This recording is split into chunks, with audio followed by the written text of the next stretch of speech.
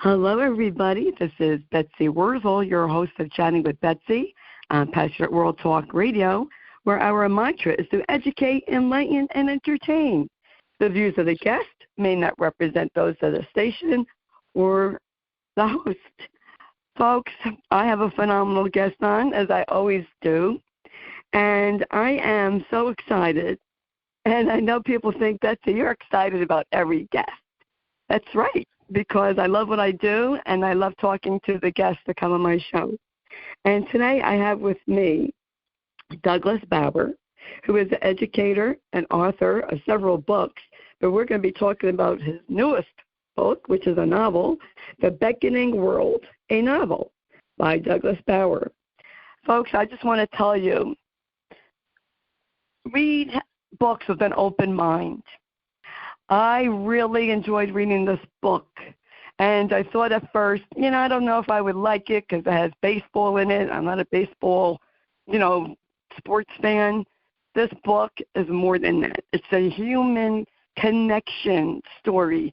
It's such a lovely love story of love, of two different love stories, and we're going to talk to Douglas Bauer about that, who is the author and writer. Welcome, Douglas Bauer. Oh, thanks, Betsy. My pleasure to be here. I am so excited. First, I have to ask you about your book cover, because you have a baseball mound on the top and the barn on the bottom, right, which I know refers to the story. How did you come up with that? Well, I wish I could take credit for it, but it was entirely in the hands of the art director at the publishers who came up with it, and I was just, needless to say, thrilled by the way it looks. And as you describe it, it's got these two, you might say, competing elements in it.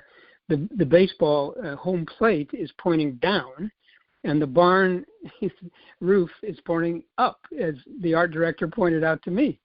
So those are the two worlds, if you will, that the main character in the novel, a guy named Earl Dunham, occupies, the life of a baseball player, and then finally the life of a farmer. So, and I just think graphically it's really just quite handsome. So I was thrilled. Yes, and they are both, to me, characters in the novel. Baseball and the farm. Thank you so much for that. They are to me too, or at least I hoped to make them so. They're two worlds that I know a little bit about, and so it was lovely to kind of occupy both of them as I was writing. I had to ask you, how did you come up? I love the title, The Beckoning World, a novel, because when I think of the beckoning world, to me, it's like the world is calling out to you, come search me. Yeah. So I was wondering how you came up with that title. Again, for your book. I can't take credit for that either. My literary agent, a wonderful man named Henry Duno, we were barnstorming, if you will, trying to come up with a title, and he's the one who thought of The Beckoning World. And as soon as he said it, I just thought, oh yeah, that's it, because as you just said, the novel really is about the world that beckons Earl, or as some friend of mine pointed out, he has more than one world that beckons him. It could be the beckoning worlds. But in any case, that idea of being summoned by the world, being beckoned, is at the heart of the book, as I'm thinking of it. Yes, how he goes out to, leaving the coal mines and getting into, baseball and the farm. I have to ask you, Doug, because to me, in my opinion, and I always say this to all the writers that come on, authors, I'm not a book critic by any means. I'm just little Betsy here in New Jersey. But your book, if I could put it into words, is just so gets to the heart. It gets to someone's heart and soul. It got to my heart and soul anyway, and just, oh, you're welcome, deeply touched me. And I was telling you earlier, I see things different from my life experience. But what is your writing process like? Did you have these characters and then wrote the story? How does that work for you? Because I'm jealous of every writer because I can't write. I want to know what motivates you, how you do it. It actually depends a little bit from book to book. There isn't a true and tried formula. But in this case, the idea came to me by reading an article in the New York Times a few years ago at least, that described an incident, a historical incident that actually did happen. And it was when these two secondary characters in the novel, very well-known legends, baseball players, Babe Ruth and Lou Gehrig, took a cross-country tour playing exhibition games after the World Series in 1927. And they stopped at these various little towns along the way from New York to California. 21, I believe, stops altogether. And when I read that article and thought about what it would mean for someone in the middle of the country, in this case, in a little town in the middle of Iowa, to have these two gods get off the train and play a baseball game, and how that would be received. So that's what got my imagination going. I did grow up in a small town in Iowa, and I suppose, inevitably putting myself in that frame of mind for the person who would be on the receiving end of Ruth and Gehrig's arrival in this town. So that's how it started. And then I began to think, who would be the person most affected by this amazing moment? And that's when the main character of the novel, Earl, who I mentioned earlier, came to my mind. And then the whole novel began to sort of unfold with the idea of Earl as a character, Earl's life as the driving narrative of the story. So it began in truth with this historical event, and then the imagination kind of took over from there. Wow. Well, you definitely have a wonderful, brilliant imagination. I'll tell the audience the book spans from 1918 to 1948. And so the research that you must have had to have done with the Spanish flu pandemic at that time, plus researching Babe Ruth and Lou Gehrig, how long did it take you to write this book with all the research you had to do? Yeah. It took about 6 years altogether, from the beginning to the finish. Excuse me. And you're right. It did. I often write about the past, so I was comfortable, and actually I love to do research. The problem is, it's so much fun to do research. You have to at some point say, okay, you got to stop the research and start the writing. You could research forever and just tell yourself, just one more thing here, and you would never get around to writing it. So I did do a lot of research in this case, but it was just a joy. Reading biographies of both Ruth and Gehrig. I knew quite a bit about Ruth, but I knew virtually nothing about Gehrig, except, of course, for his disease and the way he died.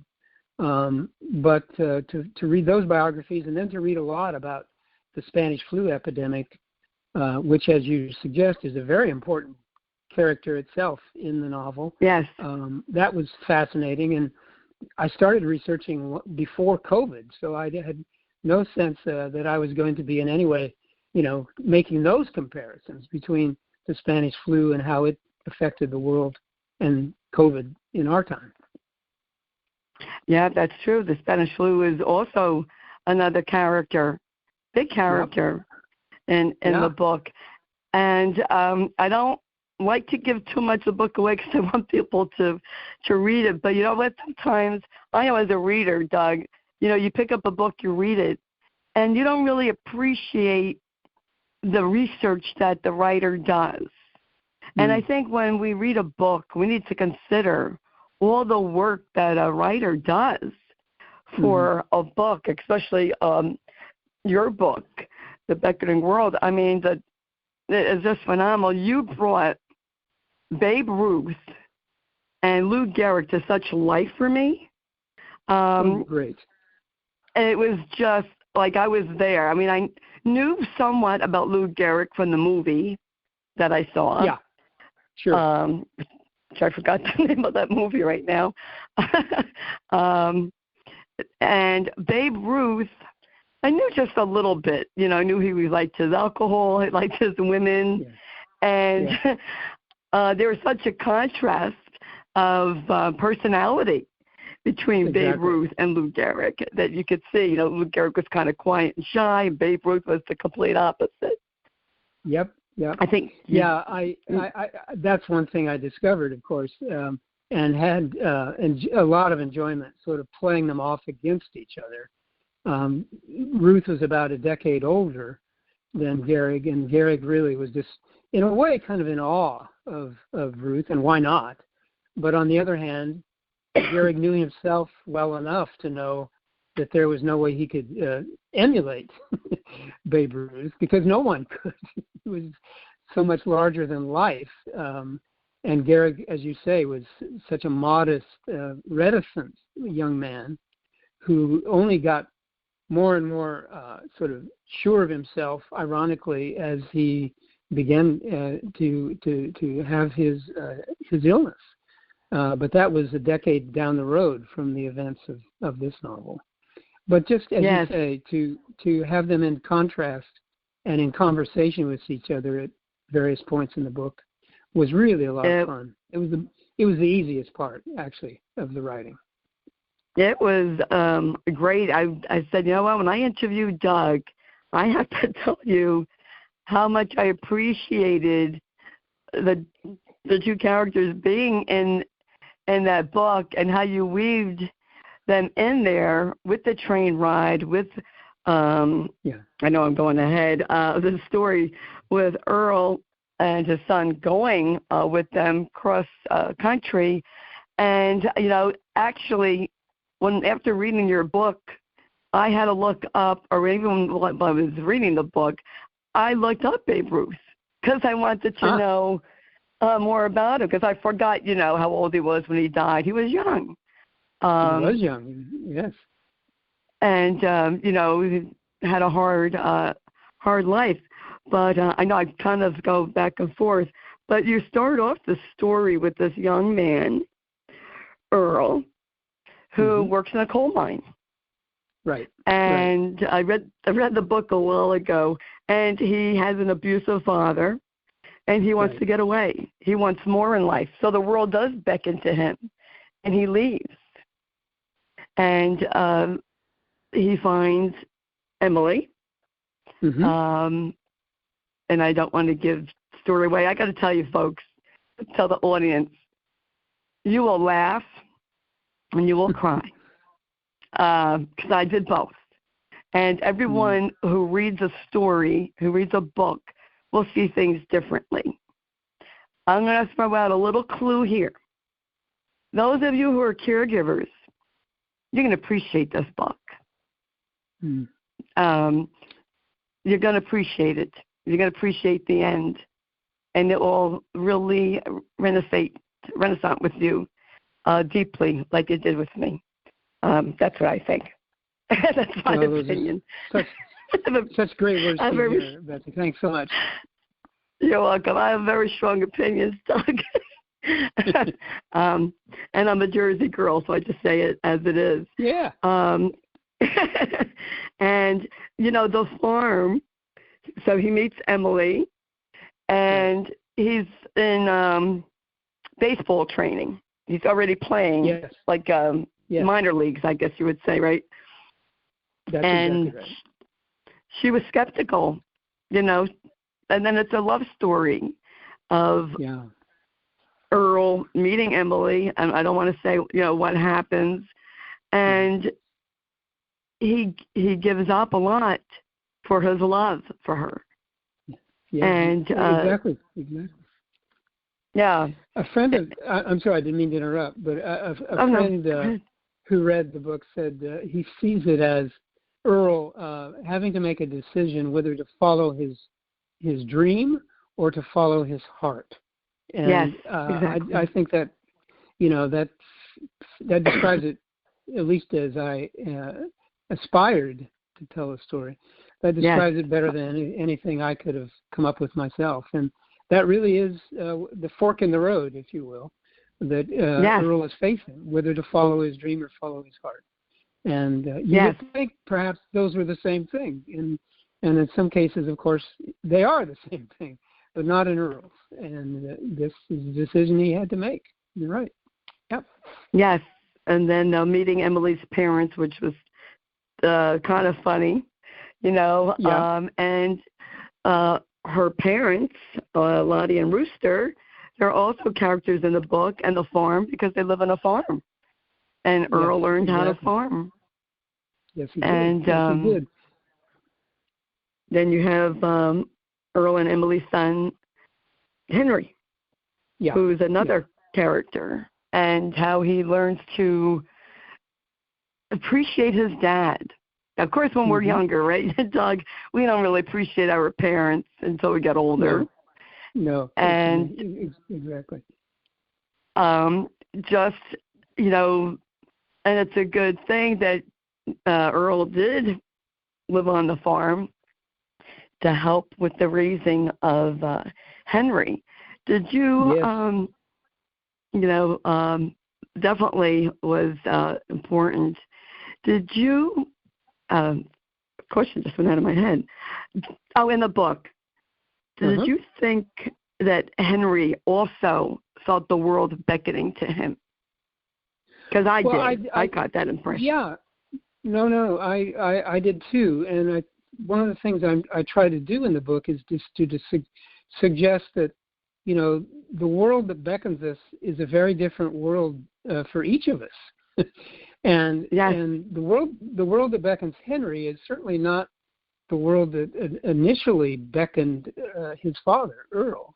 But it was every bit as much a world that Henry wanted to be summoned to and to occupy. And I was trying in the book to just give the idea that Henry, the son, in a way, he ironically inherited his father's world by taking over the farm at a point when he was an adult, Henry. But for him, it wasn't ambivalent. He didn't feel torn about it. This was the world he wanted to be beckoned to. That is Henry, the son. He didn't have to struggle to reconcile himself to the world that he ended up in. This is, I think it was a very satisfying world for Henry. And his father had to work harder to come to terms with the world. He did. He succeeded, I would say, but not without some struggle. And that's very different from his son's journey, I think. Yes. Earl gave up the farming for the love of his life. And, with love, you sometimes, I might be a romantic sap here, sometimes you only get one chance at the love of your life. Yeah. And so if you give up your dream, say, of being a baseball player or whatever else, just to be with the one that you love, I don't know, that's romantic to me. So I thought that was great. Well, thank you. It really, shows that. Yes, it really shows that Earl loved this woman and gave up. Oh boy, absolutely. A lot, and you could tell me if it's okay to give something away. It's fine. Sure. It's fine. You know, the Spanish flu plays a big part here because I'll throw it to you. It takes away one of the characters. And then because of that, you know, you see the grieving. And it's this novel, Doug, covers so many human emotions, to me, in my opinion. You know, grieving, moving forward, having regrets, finding your way again, right? You lose a spouse, you lose a partner. Who am I? What do I do now? Right. And Earl is going through that. And he moves on, and he thankfully has his in-laws to help guide him and to help him with that. So when he started with the baseball again, I thought that was really a big turning point for Earl in his life. Definitely. That now, I am, free to do this. And he got to see what it was like. Yeah. I thought it was awesome. Yeah, I completely agree with what you're saying, Betsy. The one thing I would say that's different about Earl when he returns to baseball is that he understands it has its limitations as a dream in a way that he didn't feel any limitations when he was first drawn to baseball and found that he was very good at playing it and had a lot of reason to think that he would have a very successful life in it. And when he returns, it's on a more modest scale, and it's only one aspect of his life. So in that sense, I think you're right that he sort of finds a way to accommodate the various parts of his life in a way that he originally, I don't think, would have ever thought he had to accommodate. So it's kind of the bookends, if you will, of Earl's life in baseball. Yes, because in sports you get an injury, and that can be the end of your career. Whereas, farming, you farm, and of course it depends on the weather of the area that you're in.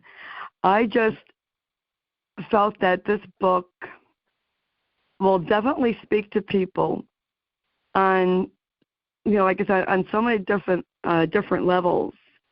And I was a caregiver, and even though my show isn't specifically for caregivers, there's always something a caregiver could use for my show. And that's why I want to recommend this book. And folks, let me tell you, I was telling Douglas this before I recorded, I cried at the end of the book. It was so emotional for me, not in a bad way, in a good way, because it just reminds me of the bond that a father and son have. Thought of my son and his dad, the bond that they had, how my son was a caregiver, how Henry took care of his dad. And it's just so heart-touching. Very passionate about that. I would read it, but I know I would cry if I started to read it. So I don't want to do that. I'd be sitting here crying as I'm reading. But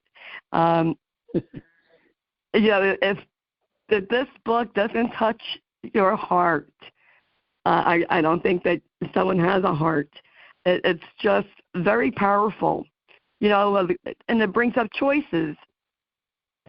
Doug, choices that we make and that we have to that we live with, and also regrets. I think Earl might have felt as typical guilty, maybe.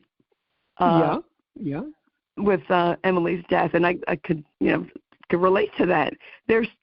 I was so surprised that reading this book, I related to so many things that I didn't know I would relate to. So thank you. Well, my goodness, it's an incredible compliment. I couldn't be happier to hear it, because I understand that if you just describe the book literally, there is a lot that you have to be sort of particularly interested in going in to think you were going to like the book. And then the idea that in your case you discovered things once you were in it that you weren't expecting to, that just makes me really delighted to hear. Oh, well, you're welcome. I was thrilled to read this book. The love story of Earl and Emily, the love that they had for each other was short, but it was intense and very intense. And I just so felt for Earl, because when someone, I don't mean to be morbid, but when someone that you love dies, the love doesn't go away. It remains. Right. People don't understand that. And we always miss our loved ones. People don't understand that either. But we do. And he was trying to make a life for himself and for Henry. And you also have the love story between Lottie and Rooster, an older couple, and giving Earl and Henry advice. And it's just I don't know other words to say, but an awesome family human interest book. Great. Yeah, I think one of the things that is kind of an irony in the story, as you said at the beginning of our conversation, Earl ran away from his abusive father when he was a young boy, 15, and sort of the thing he wasn't kind of planning on was when he made this decision to have a life with Emily at the expense of his future in baseball. Another thing that he found with that choice was the caring father that he didn't have biologically, in his father-in-law, that is to say. He finally found a father who loved him in his father-in-law. Right. And so when he made that decision, there was a lot that he compromised in order to proceed in life with Emily. But there was a kind of a bonus there that I think he obviously hadn't anticipated, and that's his relationship with his father-in-law, Rooster. Yes, they were very close, and that was the father that he never had. And really, Rooster helped him to be, I want to say, like a man, to know what to do, how to be a man, I guess, especially for that time era, which Earl didn't know. And no, that's exactly right. It's very heart-touching because you can have different loving relationships in this book. And Earl was a very loving father to Henry. Yes. And yes, and Henry knew that. Yeah. Henry was proud. He was proud of his dad, I feel. Oh gosh, yes. Yeah. I hope that comes through. He certainly was, and he had every reason to be. Earl was in many ways, I think, an exemplary father, and understood, kind of the inherent loneliness of Henry would feel as a young boy, and I think Earl did a lot to try to make up for that loneliness with his own parenting, even as he, was having his own struggles to come to terms with the life that had found him, if you will. Yeah. Right. That's true, and that's another way I relate to Earl, because he didn't have that relationship with his dad, but he wanted to make sure he had it with his son. I feel the same way with my parents. I didn't have a great relationship of with communication. I made sure I had that with my son. So it's just another way in your novel, another topic in your novel that I could definitely relate to. You can refresh my mind, Doug, because I read your book a couple of months ago. Sure. When Earl goes on his trip with Babe Ruth and Lou Gehrig, does he stop at the town that he had left as a boy, young man? He does not. No. There's after the trip is concluded, the train trip. There's a section in the book. It's actually in his son Henry's mind, and Henry is trying to imagine if at any point Earl, his father, went back to the town and the life that he fled as a young man. And that is Henry, the son, who's now an adult, sort of thinking about, surely my father must have been tempted, but what would have tempted him? And what would he have found if he had gone back to the town and the life that he fled? But that's as close as the novel gets to giving anything for sure about whether Earl ever did make that trip. But he did not, to refresh your memory, he did not stop there when he was on the train trip. No. Yeah. I couldn't remember. I'm sorry. I read so many books. I couldn't remember. And I liked at the end, Doug, where Henry's thinking about his dad and thinking of, what he was like and how he wanted his dad back because Earl does develop problems, medical problems. And he realized his dad was there all along, even when his dad became sick. Yeah, he hadn't realized or hadn't learned how to find what was there still. And then, he did begin to understand that. But it took him a while to realize, as you just said so well, to realize that it was right there in front of him all along. He just had to learn how to recognize it. And it was a difficult thing to recognize in Henry's defense. There was a lot of things he had to learn for himself so that he could make that recognition and realize, oh, my father's right here. I just didn't realize quite how to see him at the end, and now I do. So yes, that had me bawling. that was so touching. I'm thinking, oh my goodness, is Doug a genius or what? He just gets right to the heart of you, and that's really what I was thinking. And then Henry's girlfriend, Alice. Yeah. How helped Henry to see it. Yeah.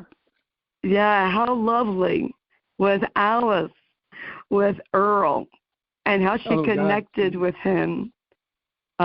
Looking at his eyes, just was, and Henry saw that, and he saw the beauty of Alice and how kind and how caring and compassionate she was. I just thought that was really beautiful, because I always tell people, thank you. You're welcome, that, our loved ones, even though their minds may not be all there, they're still there.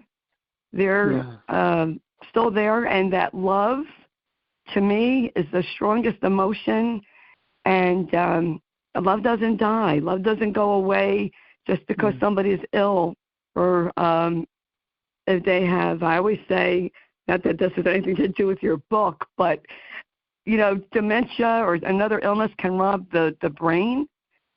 There's nothing, I believe, that can rob the heart of love. The heart knows love. Oh, and that's perfectly said, and I think that's what Henry in the book does come to realize when Alice says, about the way she communicates with Earl, as you just referred to.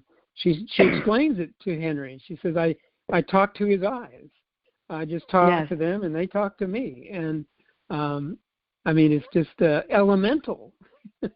And thank God for Alice, who really showed Henry the way to reclaim his love for his father. Yes, that was so beautiful. I'm telling you, folks, this book is phenomenal. A great summer read. That summer turned summer yesterday, and it's a fast-reading book. I had trouble putting it down because I was like, okay, let me read another chapter. Let me see what happens. I just enjoyed it from beginning to end, and it's really a wonderful book. You are brilliant, Douglas Bauer. You are a wonderful writer. I have to say. Thank you so much. That's more than kind of you to say, and I really, really appreciate it. Thanks so much. Well, you're welcome. I just want to thank you, not only for coming on my show, but for writing such a wonderful book that really it gets to the heart of people, but you show love in so many different ways in your book, and what a strong emotion love is, and what love can do, and how love heals, and an ongoing force and relationships. It's just really a wonderful book, folks, to read. I highly recommend getting this book, The Beckoning World, a novel by Douglas Bauer. Awesome book. Where can people buy your book, Douglas? Well, at this point, they can certainly buy it on any of the usual suspects: Amazon, Barnes & Noble, bookshop.com. And they can also just go to my website, douglasbauer.com, and there are various links they can click there to buy it that way as well. Oh, great. I was going to ask you if there was a way for fans to communicate with you. There's an email address on the website, douglasbauer.com, and there's an email address there, and I'd love to hear from anybody, of course. Oh, great. I was looking. I said, I got to write an email to Douglas before he comes to my show and tell him I really enjoyed this book, but I couldn't find it at the time, but I will definitely have to send you an email and tell you, but I actually told you over the phone. I really enjoyed your book, and I know your other books you have based in Iowa. Is that because you come from Iowa that you have your books? Yeah, I tend to find myself returning there in my imagination, even though I left a very, very long time ago. But what I think I'm primarily interested in is small towns and rural life. And one of my novels is set in Texas, in rural Texas. Another one is set in upstate New York, in the Hudson Valley. But they're all kind of similar in that they deal with a small town life, and that certainly was my life growing up. I grew up in a little town in the middle of Iowa, population 800, and wow. So that's always been kind of where my interest goes to. Yeah. I'm from New Jersey, so 800 in a town. I must have 800 people in a mile radius. Oh, sure. Yes. Yes. I had to pick your brain with this, Doug. When can we expect another book out? Do you have any ideas? Do you think you'll be writing another book about small town life or something else? I hope so. At the moment, I'm writing smaller things, if you will. I'm writing a series of essays, which have more to do with my life as a teacher, a professor of literature.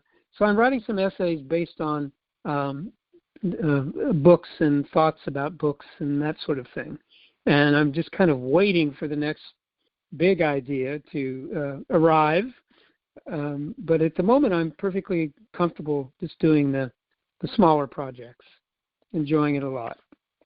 Well, I know. I know that whatever you write is golden. This is the first book, you're welcome, that I read of yours.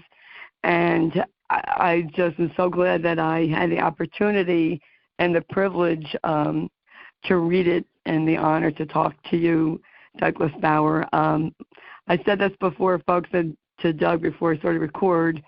His students, I would be honored to be under the direction of Professor Douglas Bauer in writing class. It must be a phenomenal course because you are a phenomenal writer. So thank you for what you do in helping young people and educating our future generation. And thank you so much for coming on the show. I appreciate it. The pleasure was certainly mine, Betsy. Thanks so much for the invitation. Oh, you are very welcome. And folks, all the information about Douglas Bauer and where you could buy the book and how you could get in touch with Douglas Bauer will be in the blog that Jeannie White, who is station manager, writes the blog and produces the show. So thank Jeannie White for all she does. And I want to thank William Caldwell, who's CEO at Passionate World Talk Radio, who makes this all possible. And I want to thank you, the listeners and the subscribers. Thank you for subscribing and listening to my show. I really would appreciate it if you would share the show to help someone else. That's why I'm here. I want to provide resources to help you, and that's what I'm here for. And I just love what I do, and I love talking to people. I learn from each guest. Doug's book, The Beckoning World, a novel, touched me deeply. I learned from his book, and I think anyone who reads this book will benefit greatly from it. You will learn from it. It'll make you think. It will make you feel. And that's just how I feel. And I just want to encourage people to subscribe. Chatting with Betsy is for free. I'm on Spotify, Spreaker, iHeart, YouTube, to name just a few. And if you want to follow me, I am on Facebook, Betsy, the middle initial E, last name Wurzel, Wurzel.